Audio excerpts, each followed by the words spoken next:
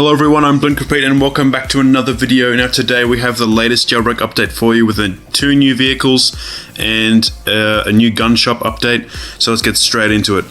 Make sure you subscribe so you don't miss out on the next video and leave a like to support the channel.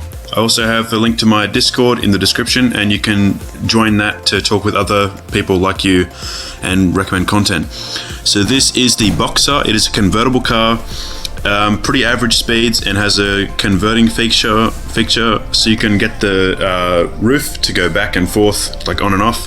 The color doesn't change no matter what color you put on the car. It looks a bit like a bubble in my opinion, like it looks quite streamlined. Drives pretty well. I like the drifting, like the handling on this car. Some cars I don't like because they either when you drift they go too far or when you drift they go too short. Like the Tesla goes too short. The default car, the Camaro, goes too far, but this one is just right, so it lets me do the drifting that you would see from myself, the best driver in all of Jailbreak. So let's put some colors on this and see how it looks. Oh man, that hot race suspension makes it look hot. Yeah, so the roof still hasn't changed color. My tint is at 80%, so it's really light. Let's get some orange on, see what that looks like. Yeah, so colors are quite good on the interior. We'll put some purple and blue so you can see the dash stays chrome. I think that's actually because I put it as chrome. I can't remember. Either that's its default or that's just how it is. So yeah, colors are looking quite nice. So with the new garage update, it orders the cars with the first ones being the free ones and the Game Pass ones, and then as you scroll along it gets more expensive and more expensive. The most expensive ones that you own being at the end, and the ones that were limited that you can no longer buy have actually disappeared.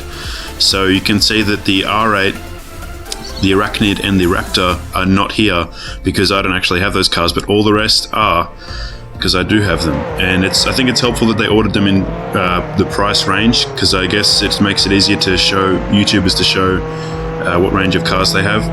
So I do believe this has also replaced the old museum car, the old convertible, but the old convertible wasn't actually convertible, nor did it have first-person driving. But still, that car was good, and you can still spawn it if you bought it before. It doesn't mean you aren't able to spawn it. And I think it has two stripes on the hood now, like the Mini Cooper and the old Bugatti. They got two stripes because they're old cars from people that have been playing for a long time. So let's go into the gun shop and we'll have a look at how that got updated. So you can see this white outline of a rectangle. If you walk into that, it lets you choose guns, but if you walk out of it, it automatically will close it for you. So no hassles with that. This target range is still there. The equip button is red, and it will just equip straight away when you click it. Also, when you purchase a weapon like these, you can equip it as well. Once purchased, you can equip it whenever. It's not a one-time purchase. I'm not sure though whether if you buy it here you can't get it for free in the bank or anywhere else, so I guess things have changed a fair bit. You can have like up to 20 items in your hotbar, but only 9 of them you can actually access by using the keys. Other times you'll have to actually click on them. So the flintlock, I don't think I've ever actually used or seen the flintlock in my entire life in Jailbreak. So let's have a look, see at these guns, see if they've got any sound upgrades or anything. So now the grenade ammo and the rocket ammo looks really cheap, but that's actually because it only sells one of each. And I'll demonstrate that in a minute. So you can buy, so grenades have gone cheaper, which is good. So instead of being $10,000 for 5, it's only $2,500 for 5. So you throw one and then it goes boom.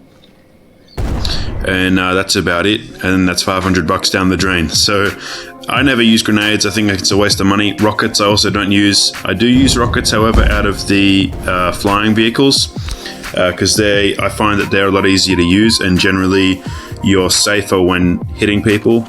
Like you can't really get hit while you're in your helicopter shooting down at them. So guns still have the skins on. I've noticed that. I own all the skins, so you'll see a camo skin on each gun as I pull it out. It looks just a bit green. This is a flintlock. Skins do not affect the flintlock.